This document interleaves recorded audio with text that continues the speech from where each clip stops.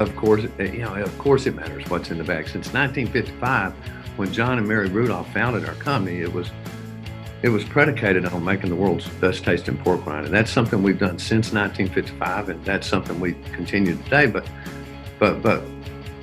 what goes in the bag is more important. It's got to taste great. It's got to be safe, and then as we found in the last decade or so, it's got to be relevant to today's lifestyle. I went years without getting a single letter from any of our customers, and we read them all, that said, "Can I have some more yellow number 7 in my stuff?" And so that launched us on a path to our new Southern Recipe Small Batch, where we took out all the, it's free from everything that people didn't want to eat anymore. And I think the most important thing is what's in the bag.